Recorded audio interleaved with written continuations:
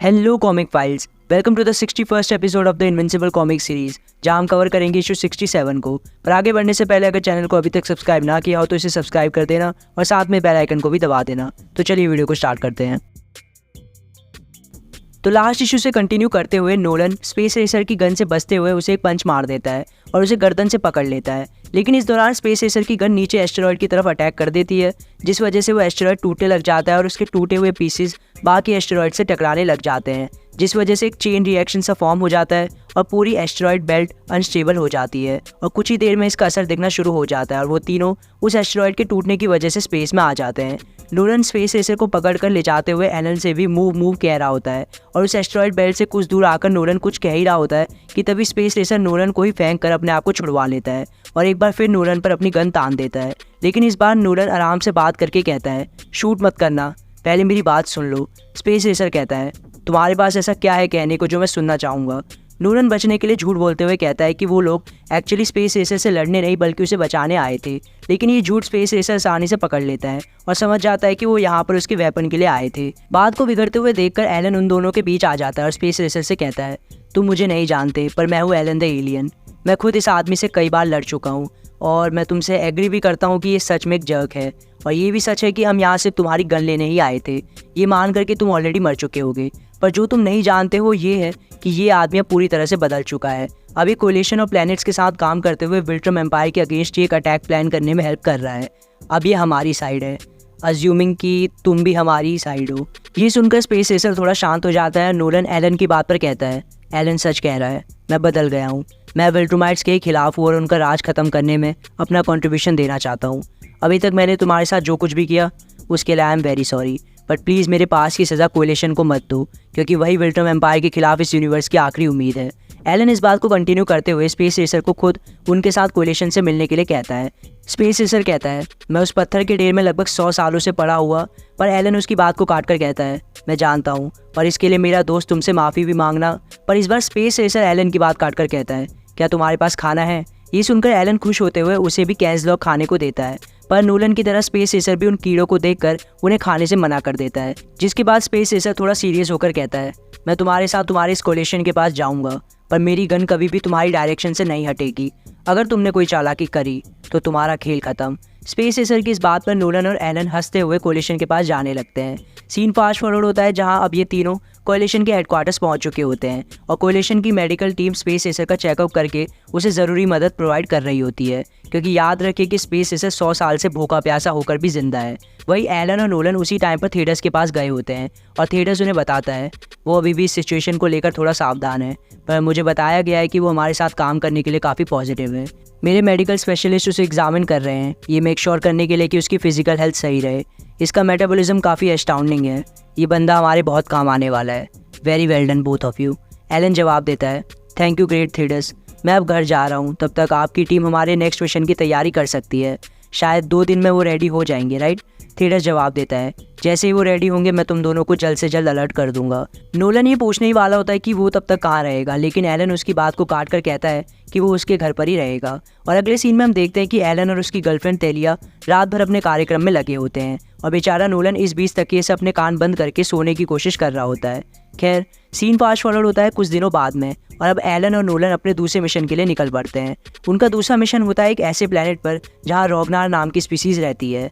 Nolan उनके बारे में बताता है कि रोगनार एक खतरनाक स्पीसीज है और जब विल्ट्रोमाइट्स ने पहली बार इस मॉन्स्टर रेस को डिस्कवर किया था तब उन्होंने इन मॉन्स्टर्स को मारने के लिए अपनी कुछ टीम्स वहाँ भेजी थी, पर उन्हें यहाँ भेजने का अंजाम काफ़ी डिजास्टर्स रहा, क्योंकि ये स्पीसीज इनडिस्ट्रक्टिबल थी और इन्होंने विल्ट्रोमाइट्स को ही नुकसान पहुँचा दिया। हालांकि फिर खुद नोलन ने एक आइडिया निकाला कि वो एक सोलर डिस्क बनाकर इसके सन को ब्लॉक कर देंगे ताकि बिना अपने सन और सनलाइट के वो अपने प्लेनेट पर ही फ्रीज हो जाए। नोलन आगे एलन को सावधान करते हुए कहता है, अगर ये चीज़ हमारे यहाँ रहते हुए बाहर आ गई तो हम बहुत मुश्किल में आ जाएंगे। पर एलन पूछता है, इतनी बर्फ़ में हम उन्हें ढूंढेंगे कैसे? नोलन कहता है, तुम सही कह रहे हो।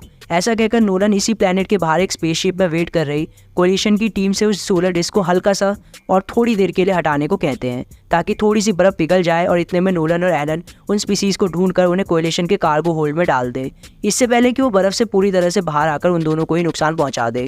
लेकिन कोलिशन की वो टीम, जो कि by the way Star Trek के कैरेक्टर्स की पैरोडी बनाई गई है, इस टीम का leader for some reason Nolan के उन्हें इस तरह से ऑर्डर देने से खुश नहीं होता है और नोलन को जवाब देता है, थैंक यू वेरी मच, पर ये सब हम अपने हिसाब से कर लेंगे।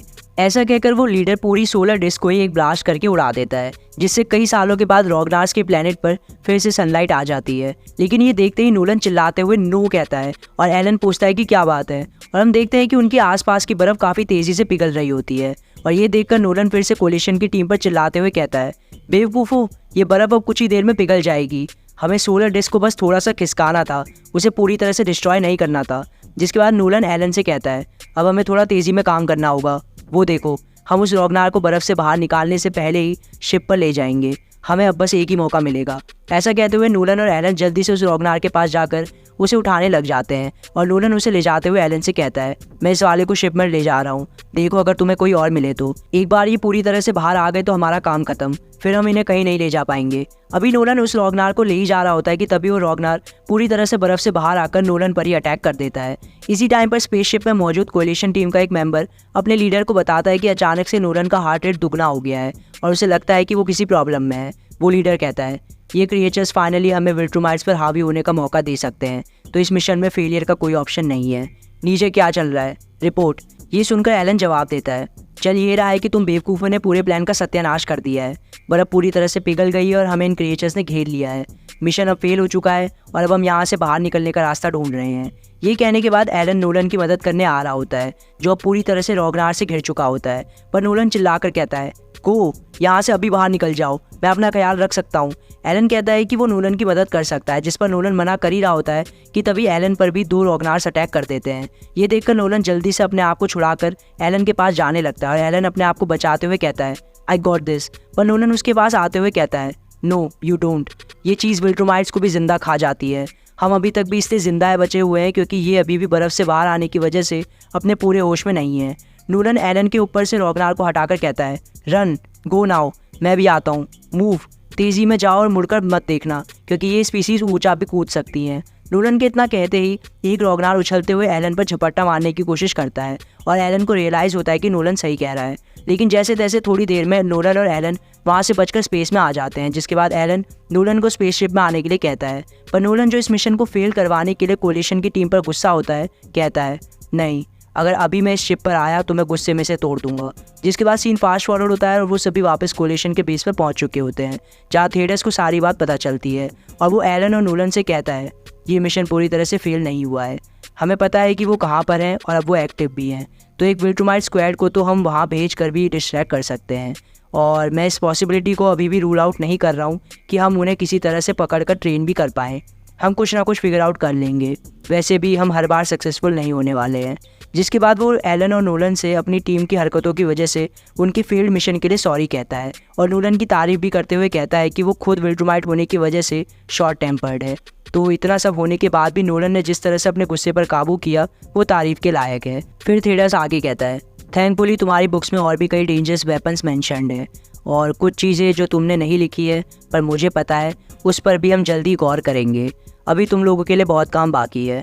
जिसके बाद एलन और नोलन ऐसे ही वेपन्स और स्पीसीज़ की तलाश में निकल पड़ते हैं जो नोलन की बुक में मेंशन्ड है। सबसे पहले वो चाहते हैं क्लेक्सस प्लांट लेने, जिसके बारे में नोलन बताता है कि ये प्लांट विल्ट्रूमाइट्स के लिए जहरीला है, ये विल्ट्रूमाइट्स को मार तो नहीं सकता पर विल्ट्रूमाइट्स को कमज़ोर ज़रूर कर सकता है जिससे उनसे लड़ना ईजी हो जाए।